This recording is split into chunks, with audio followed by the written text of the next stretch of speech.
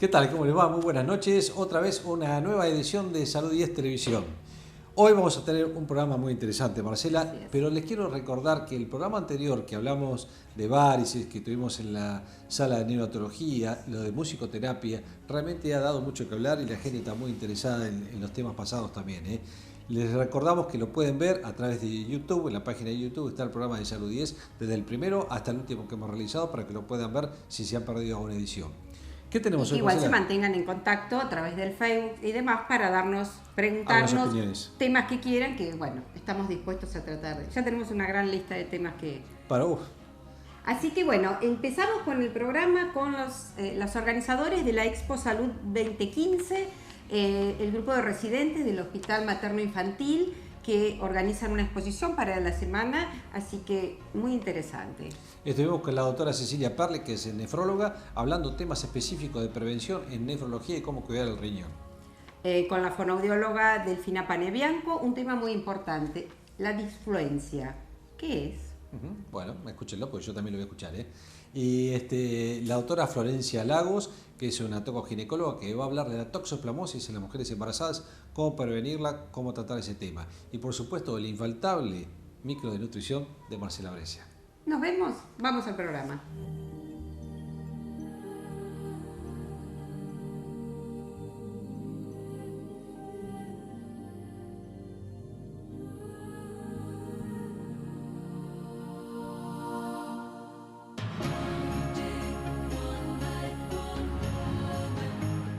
Hola, bueno, como dijimos al principio del programa, estamos con las organizadoras de la Expo Salud 2015, organizada por los residentes del Hospital Materno Infantil Argentina Diego, que nos van a contar de qué consta, de qué va a ser esta exposición que vamos a tener en Azul.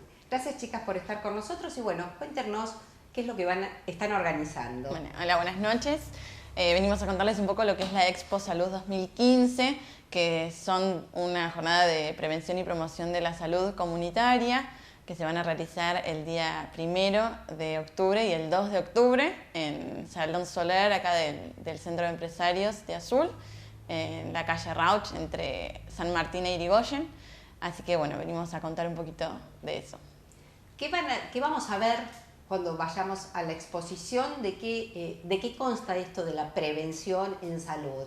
Bueno, la exposición va a contar de varios stands en los que van a participar instituciones de la Ciudad de Azul, en relación a la promoción y la prevención de la salud comunitaria. Nosotros desde el stand de pediatría invitamos a toda la gente, que es para todas en general, a la población en general. Bueno, como ya dijo, los horarios. Los horarios van a ser entonces el jueves y viernes. Jueves y viernes de 10 a 15 horas.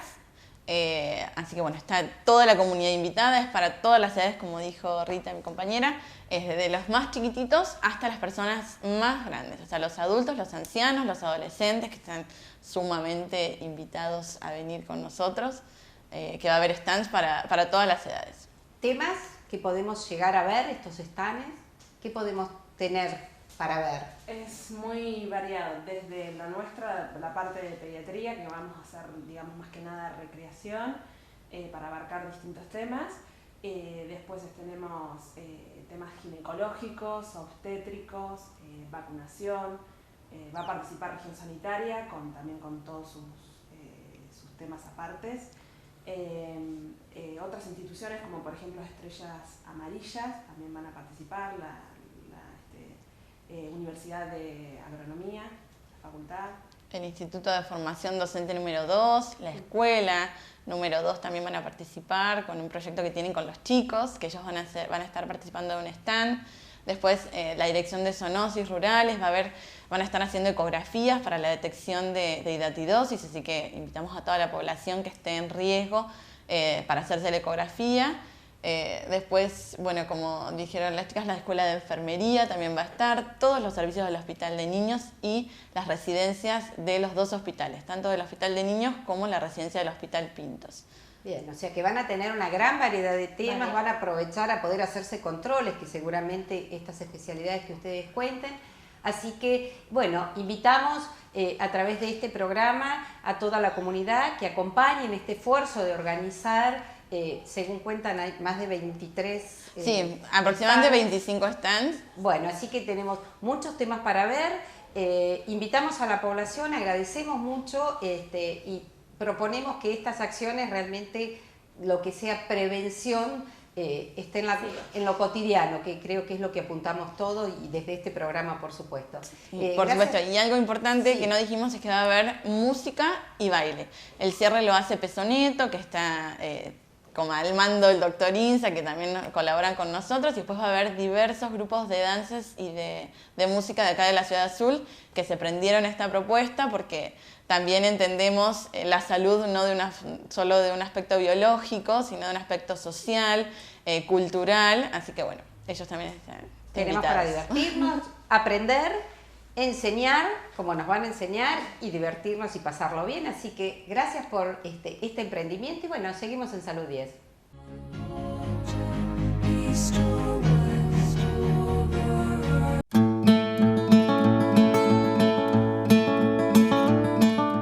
Bien, tema alimentos y colesterol. Mucha gente empieza a preocuparse del colesterol cuando va al médico, le hacen los análisis y dice, tengo 200, 250 de colesterol. Tenemos que hacer prevención. ¿Cuál es la prevención para evitar tener niveles elevados de colesterol? ¿Por qué? Porque cuando aparece en sangre este colesterol ya estamos un poco más complicados. Porque esta grasa, que solamente se encuentra en los alimentos de origen animal, se va adhiriendo a las paredes de nuestras arterias y si esta cantidad de colesterol y durante mucho tiempo sigo con estos niveles, lo que voy a hacer es poder obstruir la luz arterial. Y ahí aparecen los problemas de ACV, problemas de complicación cardiovascular. ¿Cuáles son las cosas que tenemos que tener en cuenta? No solamente pasa en que no comer alimentos de origen animal, sino también comer aquellos alimentos que dan lo beneficioso que ayuden a que bajen el colesterol. Tenemos ¿cuáles serían? Todos los alimentos de origen animal que no los desgrase. O sea, puedo consumir lácteos, pero deben ser descremados, leche o yogures. Debo consumir quesos con menor tenor graso. Obviamente que cuando se acuerdan que hablábamos de los quesos con menor tenor graso no son los más ricos, no son los del postre en adelante, el queso rallar, el gruyère. Esos son ricos. Cuanto más grasa tiene, más ricos son. Los quesos descremados son un poco más no tan sabrosos, pero son los que nos van a evitar que aumenten los niveles de colesterol. Por supuesto que además tenemos el grupo de las carnes. Las carnes, si yo logro tener un corte que sea bien desgrasado, no voy a tener tanto consumo de colesterol. ¿Por qué? Porque esta grasa es una grasa saturada que se adhiere a las paredes y que está en el borde de la carne. O sea, es la grasita, es la piel del pollo, es cuando yo trato de consumir cortes que son muy sabrosos y que tienen más grasa entre beta. Tipo el asado, o sea, ¿por qué es tan rico el asado? Porque tiene mucha grasa entre las vetas y hace que esto tenga una buena palatabilidad.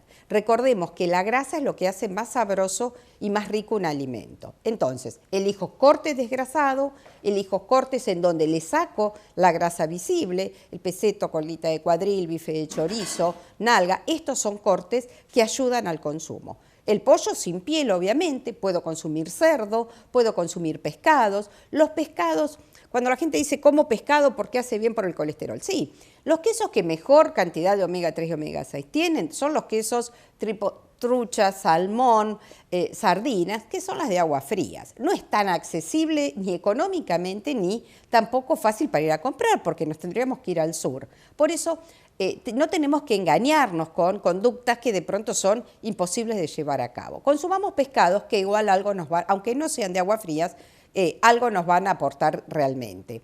Pero además tenemos que tratar de evitar las grasas que están ocultas en alimentos, en galletitas, en alimentos de copetín, donde estas grasas están para darle buen sabor. La industria lo utiliza y de esta manera creemos que estamos consumiendo un alimento que no tiene colesterol, pero tiene grasas saturadas que no son óptimas tampoco.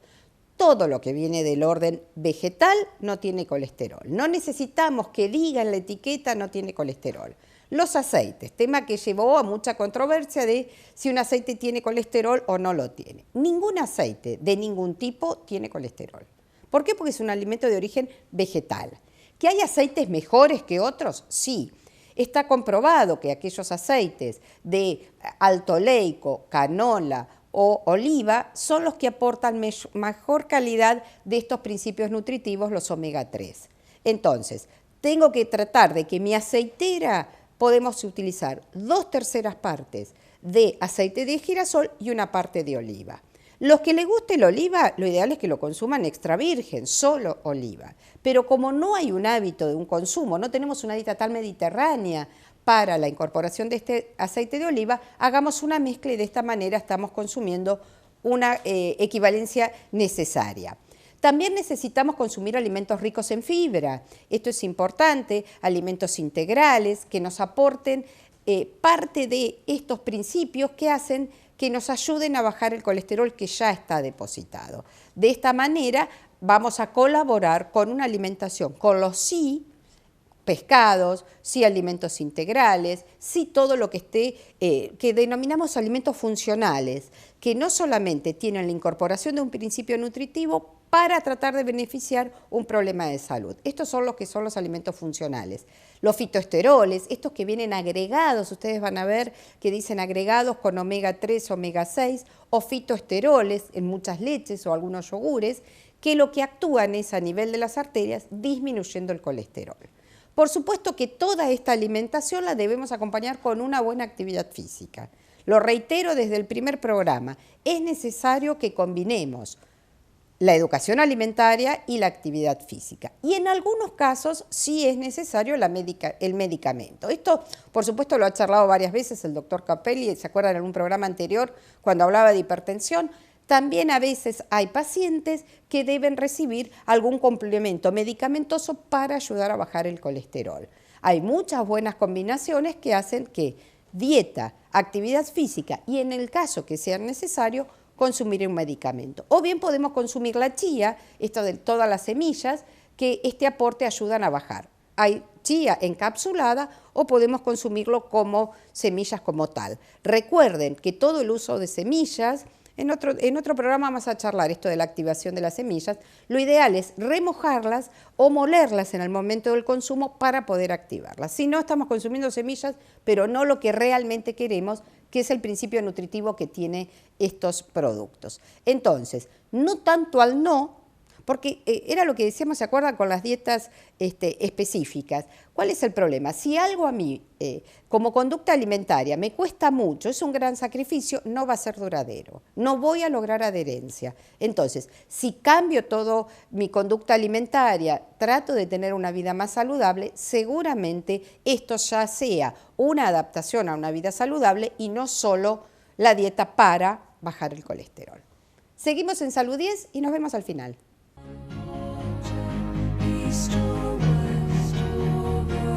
Bueno, estamos con una especialista en nefrología que es Cecilia Perle, es un familiar y realmente Cecilia se ha abocado a esta especialidad y mucha gente se pregunta qué es la nefrología, qué temas trata, si realmente ve el riñón, pero de qué punto de vista. Y bueno, qué mejor que preguntarle a ella qué es la nefrología. Cecilia, gracias por estar hoy con nosotros. Bueno, contanos un poco qué es la nefrología, tu especialidad. Dale. La nefrología es algo que por ahí mucha gente desconoce que existe como especialidad. Es una especialidad en muchos aspectos complementaria a la de ustedes, a la urología. Sí. Y básicamente de lo que trata es de la funcionalidad de los riñones. La función renal, la insuficiencia renal aguda, crónica, y todo lo que tiene que ver con la función de los riñones, que tienen varias funciones, entre ellas regular la presión arterial, eliminar líquidos y electrolitos, prevención de litiasis renal. Sí, porque eso también lo que mucha gente dice, bueno, el riñón, ¿para qué está? ¿Para qué lo tenemos? Y realmente es un filtro de la parte urinaria, ¿no? Sí, el riñón no solamente elimina líquido, que por ahí es lo que mucha gente piensa. Mucha gente por ahí dice, mis riñones funcionan muy bien porque orino 2-3 litros por día. Exacto. Pero muchas veces no es, más allá de que se elimine el líquido, la función de los riñones puede estar afectada. Los riñones eliminan toxinas exógenas, las provenientes de medicamentos, por ejemplo, y toxinas endógenas producidas por el propio metabolismo. También regulan la presión arterial, es una función muy importante que tienen. Y producen algunas hormonas, algunas vinculadas con la producción de glóbulos rojos, como la eritropoyetina, la vitamina D, que es una hormona también muy importante. Para el calcio. Para el calcio, exacto, y los huesos, últimamente muy de moda también. Sí, totalmente. Y bueno, básicamente... O sea que muchos cuadros incluso de anemia pueden estar provocados por enfermedades a nivel renal, ¿no es cierto? Exacto, sí. Claro. Muchas veces la insuficiencia renal lleva a la producción de anemia. Yo después te voy a preguntar el tema de las pérdidas de proteínas y esas cosas, pero hay algo que me interesa y que este programa generalmente a lo que se enfoca, que es en la prevención de enfermedades fundamentalmente, además de educar un poco de las patologías, y cómo podemos prevenir algunas enfermedades renales desde el punto de vista nefrológico, ¿no? Está bien, bueno, hay varios factores a tener en cuenta para cuidar los riñones. A nivel dietético, muy importante el tema de tomar mucho líquido y una adecuada hidratación. Con respecto a la dieta, hay dos factores que son muy nocivos para los riñones, que son el sodio de la dieta. Una dieta normosódica tiene entre 5 y 6 gramos de sodio, y nuestra dieta habitual acá en Argentina tiene muchísimo más sodio, y eso hace que el riñón se esfuerce más, que hiperfiltre y que se dañe. Las proteínas, las dietas hiperproteicas, que también están muy de moda ahora para adelgazar, que también hacen que el riñón hiperfiltre y que se termine dañando. La otra vez hablamos con el doctor Capelli, que es un cardiólogo casualmente, y nos explicaba un poco de la cantidad de sodio de todos los alimentos que tenemos en nuestra mesa diariamente, que todos tienen contenido de sodio. Uno dice, bueno, no le pongo sal a la comida, pero hay varios alimentos que realmente tienen contenido de sal, y bueno, ya Marcela también lo ha explicado en alguno de nuestros programas, ¿no? Sí, hay que estar muy cauto, porque hay incluso alimentos dulces que uno dice no tienen nada de sodio y tienen como conservante sodio. Así y las bebidas también, ¿no? Exacto, sí. Ahora sí, volviendo un poco al tema de las proteínas, cuando los riñones están dañados muchas veces producen pérdida de proteínas, ¿verdad? Sí. Y eso lleva a alteraciones en el cuerpo. Sí, la pérdida de proteínas a nivel renal es manifestación de daño renal y también causa de daño renal. Un riñón dañado por una insuficiencia renal crónica, por ejemplo, en un paciente, por ejemplo, hipertenso, un paciente diabético, pierde proteínas, y esas proteínas van asimismo a causar daño en el riñón. O sea que a mayor cantidad de proteínas en orina, peor va a ser el pronóstico quizás para esos riñones. Hay una patología que a veces es los edemas de los miembros inferiores, o sea, las piernas hinchadas, para aquellos que por ahí no saben lo que es la palabra edema, y que muchas veces dicen, debo andar mal de los riñones porque tengo los pies hinchados. Tiene mucho que ver. Puede tener que ver, sí, puede tener una causa renal. Si la magnitud de la cantidad de proteínas en orina, que nosotros llamamos proteinuria, que se mide en orina de 24 horas, es importante, y eso produce un descenso de las proteínas en la sangre, principalmente de la albúmina, se pueden producir edemas en miembros inferiores. Eso se puede diagnosticar con un análisis en orina. En orina directamente, está bien.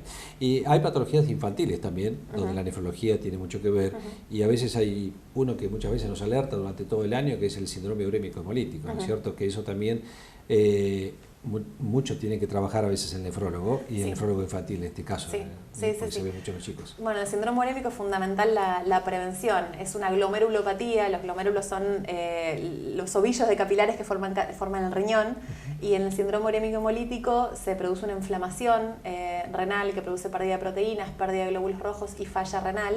Es producida por una toxina que produce una bacteria, la Escherichia coli, que bueno, está en la carne mal cocida y en los alimentos mal manipulados. Puede estar en el agua contaminada también, así que hay que ser muy cauto con las medidas higiénicas cuando uno cocina. Ahí sí que la prevención es importante. Es fundamental. Sí. Siempre lo relacionan los nefrólogos con insuficiencias renales, con diálisis y trasplante, y a veces los síndromes hemolíticos pueden terminar en un caso de esto, por eso que la prevención es muy importante. Te pregunto un tema, Cecilia, por ahí, para que el conocimiento de todo, ¿cómo se forma la orina? ¿No es cierto? Porque dicen la orina, bueno, tomo líquido, va directamente al riñón, ¿no? La orina, bueno, los riñones son órganos con un alto flujo sanguíneo, reciben alrededor del 20% del gasto cardíaco. Son de los órganos que más flujo sanguíneo reciben. Filtran ese flujo sanguíneo, filtran aproximadamente 180 litros de sangre por día. Y de ese filtrado, por mecanismos de reabsorción y de secreción, se produce el litro y medio, 2 litros de orina que nosotros orinamos diariamente. Junto con los desechos, ¿verdad? Junto con los desechos, exacto. Se secretan desechos, se reabsorben cosas útiles, todo con un mecanismo muy complejo a nivel de los túbulos renales. Muchas veces nos pasa que los pacientes, uno lee los análisis y dice, tengo la urea alta, no tengo que comer más carne. A ver, ¿qué hay de cierto en todo esto, no? Bueno, puede tener que ver. La urea alta, la urea y la creatinina es lo que nosotros medimos para ver la función de los riñones. A mayor valor de urea y creatinina, peor funcionan los riñones. Son dos productos que se producen en el cuerpo diariamente y que un riñón sano los elimina. La urea en gran parte proviene de las proteínas de la dieta y la creatinina la produce el metabolismo del cuerpo y tiene mucho que ver con la masa muscular del paciente. A mayor valor es peor la función renal. Claro. Si uno tiene una insuficiencia renal, la urea va a estar alta y si come mucha carne va a estar todavía un poco más alta. Claro, está bien. Bueno, Cecilia, fuiste muy clara con todos estos temas. Acuérdese, 180 litros de sangre filtra el riñón por día, su riñón. O sea que si usted no lo cuida, comiendo mucho sodio, comiendo proteínas que las debemos comer, pero en todas estas cosas en su balance diario y dietético habitual, y se deben cuidar los riñones como debemos cuidar todas las partes del cuerpo. Y hay veces que, como le preguntamos a Cecilia, ¿cómo lo debemos cuidar? Tomando líquido, ingiriendo alimentos adecuados y tratando de prevenir fundamentalmente la cantidad de sodio. Otro tema que dijiste es la vitamina D, que también es importante, como dijiste también está de moda, un poco el tema de la osteoporosis y todo esto. Cuando tenemos un fallo renal también tenemos alteraciones de vitamina D. Sí, también se puede producir un déficit en la cantidad de vitamina D que tenemos. La vitamina D es una vitamina que se produce en el cuerpo, pero tiene distintos pasos de activación.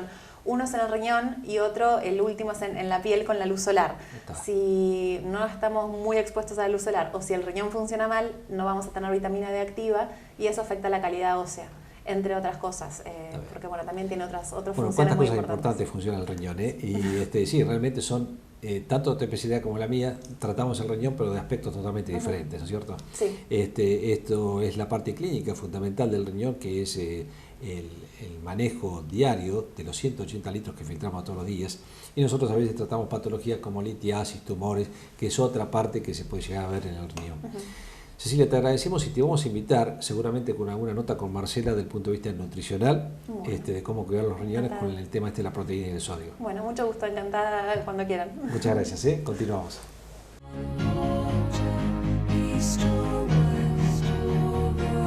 Bueno, como anunciamos en el principio del programa, estamos con Delfina Panebianco, especialista en difluencia, fonoaudióloga. Bueno, Delfina, gracias por estar con nosotros y contanos, ¿qué es la difluencia? Bueno, Marcela, gracias por invitarme. La difluencia es lo que se conoce como tartamudez, la falta de fluidez en el habla.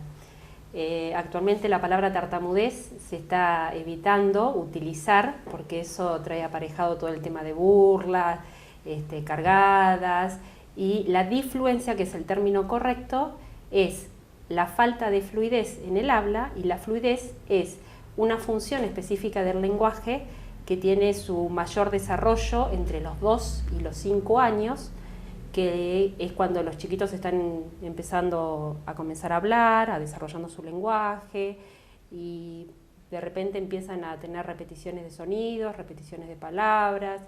Mamá, puedo, al principio son repeticiones normales, pero después con el tiempo a veces estas repeticiones o estas difluencias típicas que tienen que ver con el desarrollo del habla y del lenguaje en los niños,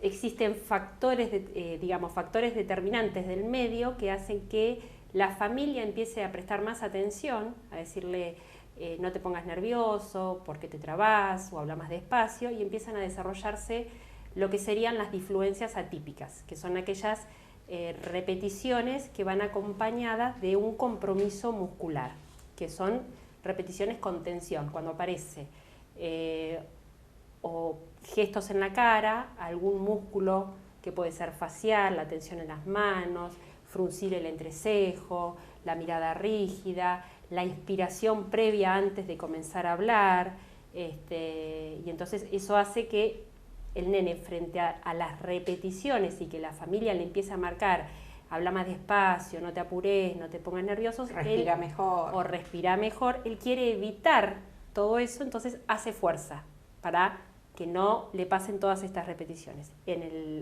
Cuando aparece la fuerza es cuando ahí hablamos de difluencias atípicas. Bien. Y esto, ¿a qué edad, como papás, empezamos a decir esta tartamudez o esta difluencia está dentro de lo que me dijeron que se está esperado, o tengo que prestarle atención para hacer la consulta? La consulta cuanto antes se realiza es mejor, no se espera. Cuanto más temprano se hace la consulta con una fonoaudióloga especialista en difluencias, mejores son los resultados. Antes que el chiquito cumpla los 6 años, con el tratamiento fonoaudiológico se revierten estas disfluencias y el chiquito evoluciona a un lenguaje normal. Cuanto más cerca estamos del comienzo de estas disfluencias, más posibilidades tenemos de recuperar la evolución normal del lenguaje. Si el chiquito llega a los 5 años y medio, 6 años, y seguramente a esa edad ya está presentando disfluencias atípicas, es decir, disfluencias con tensión, mamá, quiero ir al patio a jugar, ahí el tratamiento, al principio generalmente se hace prevención primaria, se trabaja, no es tanto un tratamiento fonoaudiológico y un seguimiento semanal con el chiquito, se trabaja más cuando son pequeños dando información a la familia, a los padres, a los docentes, qué se hace y qué no se hace con un chiquito que está con estas primeras manifestaciones de tartamudez. Perfecto. Después de los 6 años ya el tratamiento es diferente. También cambia cuando son adolescentes o adultos, porque después de los 6 años, si no se los trata, la tartamudez se instala y queda. Queda, pero con posibilidades de compensar un montón de disfluencias atípicas o compensar situaciones del habla que se pueden mejorar notablemente con el tratamiento.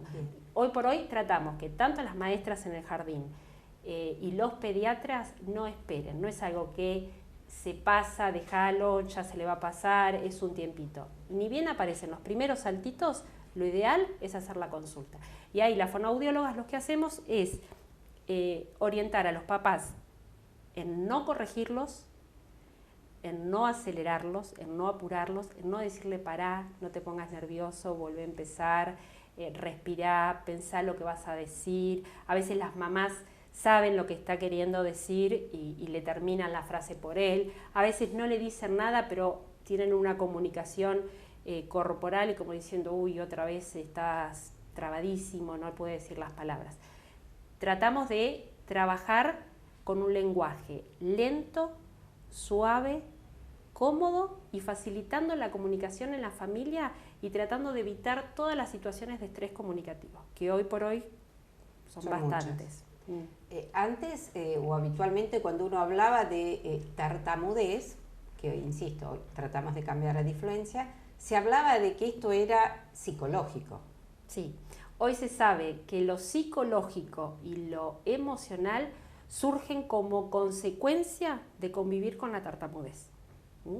El origen de la tartamudez está relacionado, tiene un origen neurofisiológico, hay un hemisferio cerebral que es el izquierdo, que presenta mayor labilidad en relación con el hemisferio cerebral derecho y eso genera que cuando la persona comienza a hablar, hay una interferencia de un hemisferio sobre el otro que aparece cuando comienza el acto motor del habla. Hay una incoordinación de los músculos del habla que generan estas dificultades en el habla. Otro aspecto importante son los antecedentes familiares. El 60% de los chiquitos con disfluencia presentan antecedentes familiares. Antecedentes que difícil de comprobar nosotros hoy en día, pero suelen aparecer hasta 7 generaciones para atrás algún familiar con disfluencias.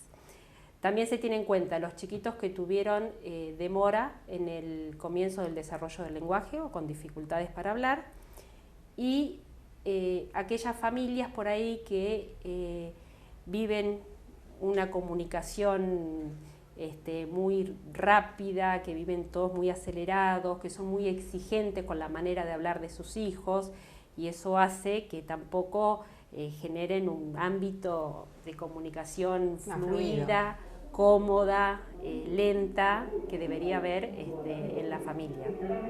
Bien. Pero por eso, perdón Marcela, lo emocional, nosotros decimos que la tartamudez es multifactorial, porque si bien está lo biológico, no hay nada orgánico, no hay una patología, no hay una lesión, eso siempre lo dejamos en claro cuando tenemos la consulta con la familia. Está sí lo neurofisiológico por estas interferencias que se producen en los hemisferios, está lo social, porque un chiquito con disfluencias se enfrenta a un montón de situaciones a veces difíciles de resolver o de llevar día a día en la escuela, en el jardín y demás. No tiene nada que ver con la inteligencia, ni con el pensamiento, ni con los nervios. No es que una persona que tartamudea va a ser porque se pone nervioso, pero sí tiene que ver todos los factores ambientales que suelen generar a veces más difluencia. Más difluencia. Bueno, gracias Delfina por estar con nosotros, un tema súper importante. Seguramente estaremos ayudando a muchas mamás que están preocupadas con el inicio de los saltitos en los niños, así que agradecemos tu presencia y bueno, seguimos en Salud 10. Gracias.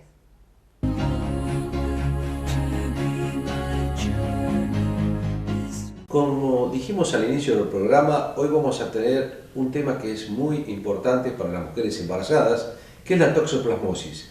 Y hemos invitado a una tocoginecóloga, que es la doctora Flor Lagos, que nos va a hablar un poco de cuáles son las medidas de prevención de la toxoplasmosis en el embarazo, qué controles se tiene que hacer la mujer embarazada, si esto tiene tratamiento y cuáles son los cuidados del bebé que pueden hacer con una madre que pudo haber padecido de toxoplasmosis. Y realmente es una patología que por ahí ella nos va a contar si es frecuente, si se ve o no y por qué la debemos controlar. Flor, gracias por estar con nosotros hoy en Salud 10. Bueno, muchas gracias por invitarme. Bueno, y la idea, que nos cuentes un poco de toxoplasmosis, que muchísima gente la ha escuchado y no se sabe a veces de qué se trata, ¿no? Bueno, pero podemos decir que la toxoplasmosis es una enfermedad de distribución universal que está causada por un parásito que es el Toxoplasma gondii. El Toxoplasma gondii se aloja en el intestino de los felinos, que son los gatos, por eso es la llamada enfermedad del gato, pero lo importante es saber que en el intestino los parásitos se reproducen y se eliminan en la materia fecal. O sea, que no solamente por el contacto directo con el gato se transmite la enfermedad, sino también con todo lo que sea la materia fecal del mismo.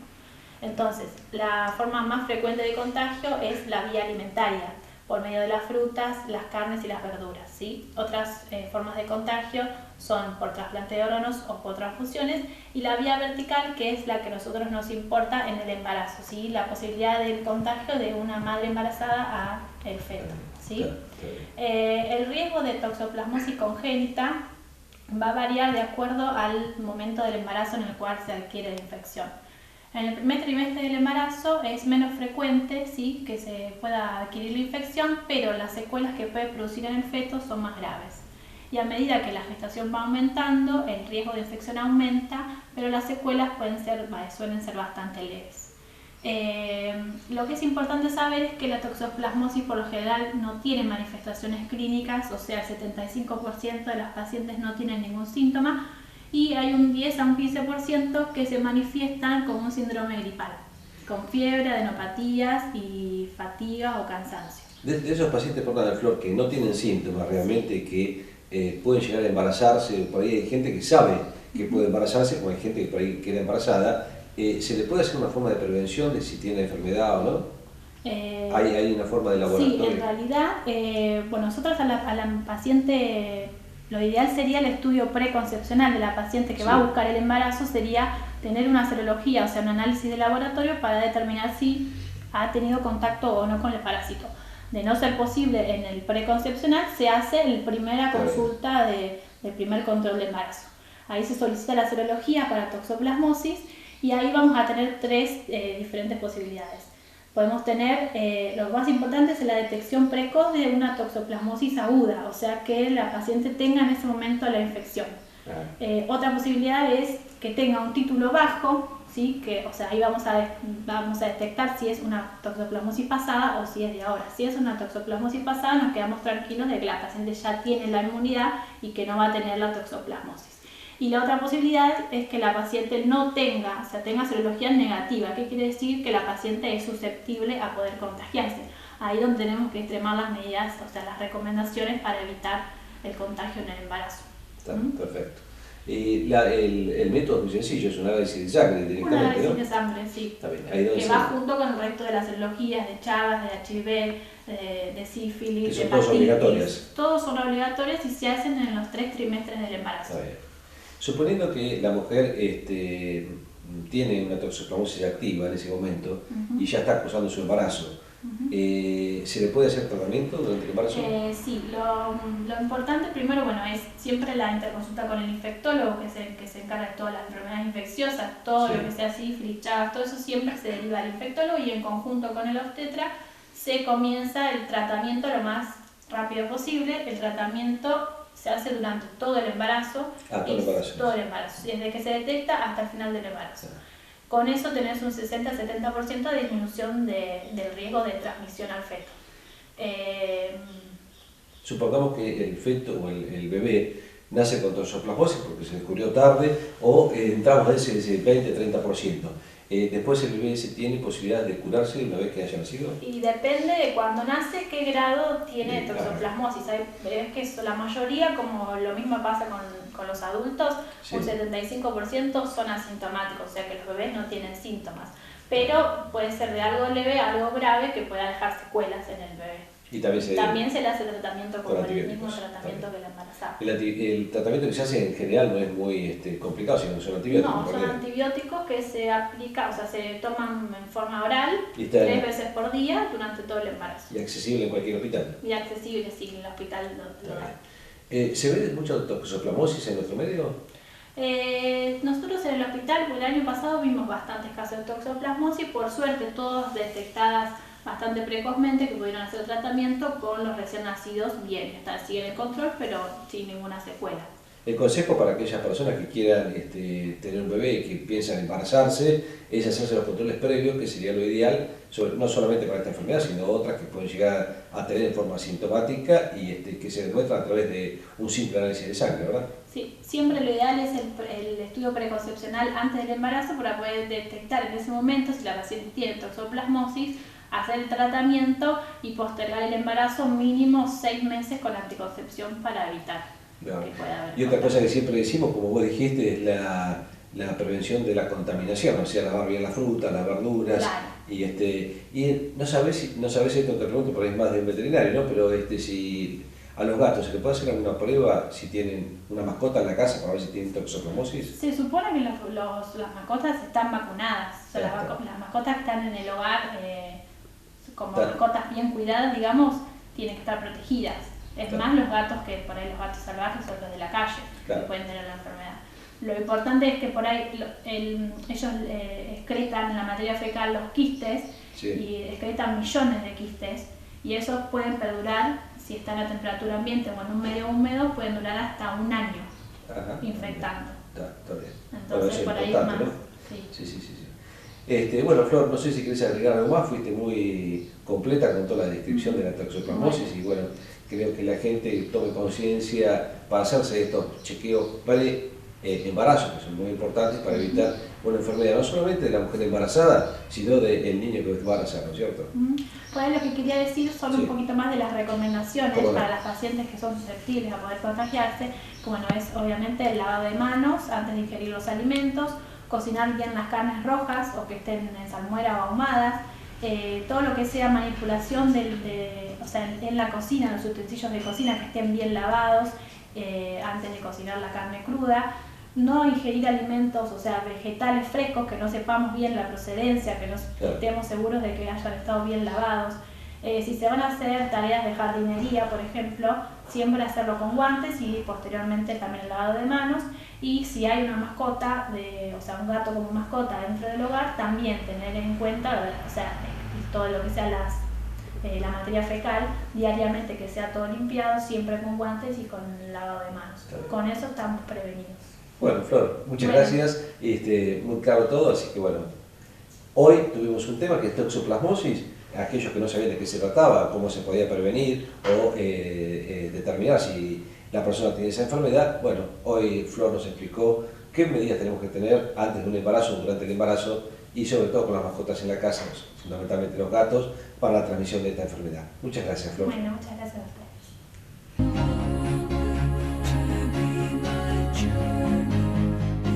Bien, al final del programa realmente temas muy importantes, esto de la disfluencia o tartamudez, ¿sí?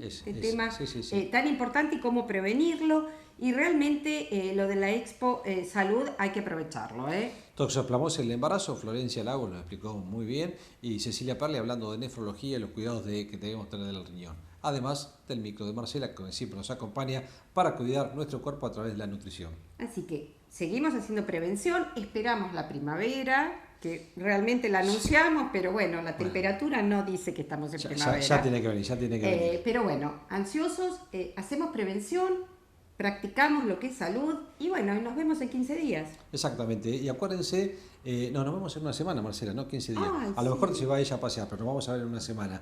Y recuerden que los días viernes tenemos la reiteración del programa a las 16 horas. Muchas gracias por acompañarnos. Nos vemos. Strong.